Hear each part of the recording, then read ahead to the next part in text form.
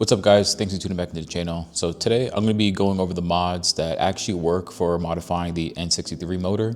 If you're just getting started with adding performance mods to your N63 powered BMW, you're going to want to pay close attention to this video. I'll be breaking this down into 4 stages. These stages will range from simple bolt-on mods to full-on built performance applications. I've personally gone through installing most of these modifications on my F10 550i.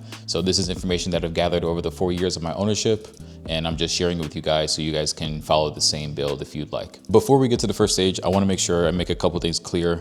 First thing being, maintenance is definitely a thing that you have to keep up on. If you're not sure where to start with maintenance, stay tuned for a follow-up video where I go over that specific topic and I outline the specific parts and failure points on the N63 motors that you should look at first before you start modifying your car. But in the meantime, while I get that video prepared, you can go take a look at my video where I go over the 5 major problems for the N63 motor and what to look out for and how to prevent them. Or you can join the brand new Discord server that I made a couple days ago dedicated for the N63 community. In that Discord server, you can post on our forums, discuss with other members, ask questions, just chit chat about making power and maintaining a N63.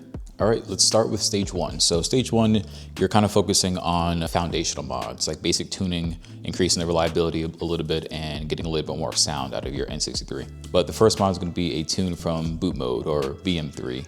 Now, a tune is always going to be your biggest bang for your buck when it comes to performance mods, and BM3 is an extremely useful tool for just about any modern BMW nowadays. BM3 offers OTS maps or off-the-shelf maps, and they typically range from 91, 93 to E30 tunes. Additionally, BM3 allows you to data log your car if you're interested in monitoring your car's performance, and there's diagnostic tools in that app that you can use to clear check engine lights after you've completed a repair or clear adaptations. One thing to note is that off-the-shelf tunes don't always provide the best performance for every car.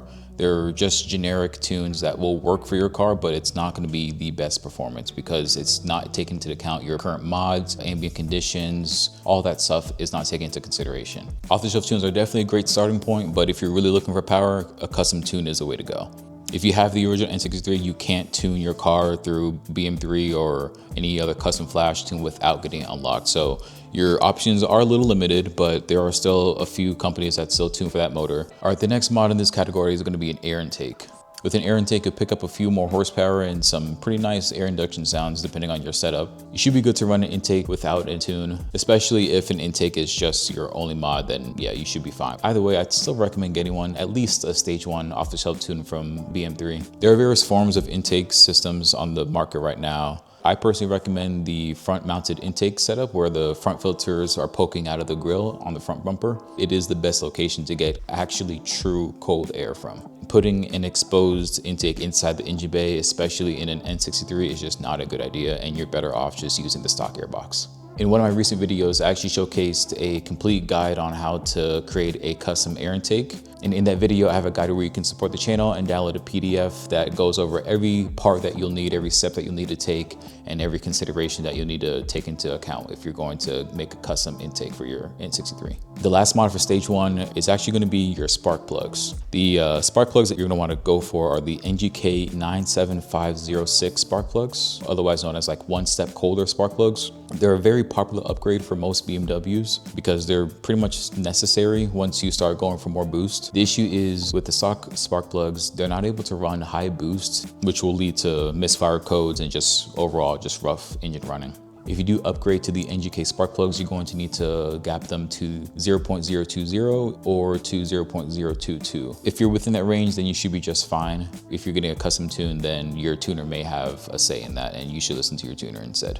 All right guys, stage 2. So stage 2 is where you're probably going to be focusing on power delivery, exhaust, and monitoring. So the first mod that I have in the stage 2 category is a downpipe or an exhaust modification. Exhaust upgrades will free up the back pressure in the exhaust system and help the turbo spool a little bit faster. Feel free to pick up any exhaust system of your choosing, whichever one sounds best to you, or you can do a simple muffler or resonator delete. If you do install catless downpipes, you'll notice stronger mid-range power and the turbos will spool a lot faster. Downpipes are the key to actually hearing your turbos because as soon as you install them, it's just turbos all day and it sounds amazing.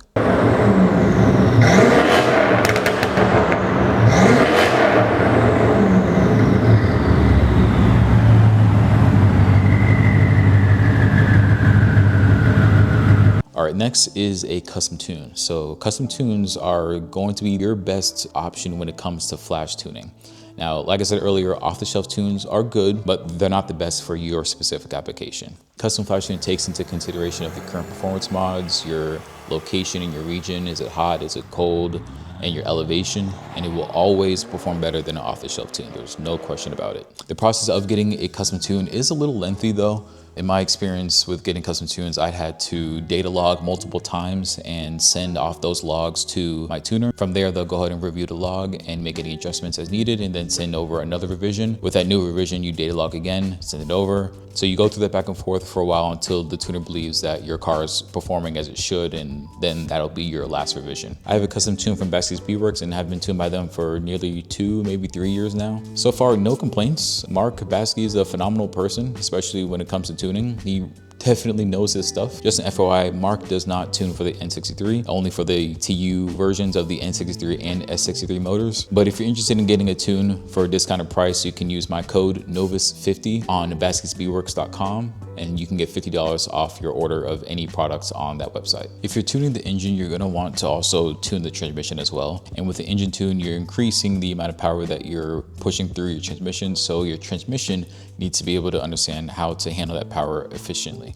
I recommend getting a transmission tuner from XHP. They're known to offer a pretty intuitive and easy to use app for the ZF transmission tuning platform. Within the XHP interface, you'll be able to make adjustments to the off-the-shelf maps that they provide. So for example, you can change your throttle blips when you downshift. You can change how much torque punch you feel in the drivetrain. You can actually increase the iconic ZF transmission shift sound, the little brap or fart, whatever you want to call it, by adjusting the amount of torque reduction the transmission is requesting. Let me know in the comments if you like a video specifically on how to flash your transmission with XHP and making custom flash settings. All right, the last mod that I'm going to talk about for stage 2 are the 3.5 bar T-map sensors. So 2.5 bar T-map sensors can read up to 21 or 22 PSI, and 3.5 bar T-map sensors can read up to about 50 PSI. Now, if you have a tune that has a target boost level of over 22 PSI, your data logs are gonna show that it's at 22, but in reality, it could be at 25, 26. This is definitely an essential supporting mod. There's no question about it. Now, if you upgrade to the 3.5 bar sensors, you're gonna have to tell your DMEs that you're running 3.5 bar sensors instead of the 2.5 bars. I'm sure a flash tune can achieve this goal. However, BM3 also does offer this capability for you to adjust that setting. It's important to adjust the setting, otherwise your car will be running in limp mode and you'll have codes relating to the charging pressure. And again, that's because the car doesn't know what kind of sensor is installed and it's just not reading correctly and thinking that there's a fault with the actual sensor. All right, guys, stage 3. So this is where we're gonna have to start getting our hands dirty. You know what I mean? If you're getting up to this level, you knew what you were getting into. At this stage, you're going to be replacing multiple key components of the fueling system to help with the fuel delivery and optimization. First mod that I want to talk about in this category is the low pressure fuel pump.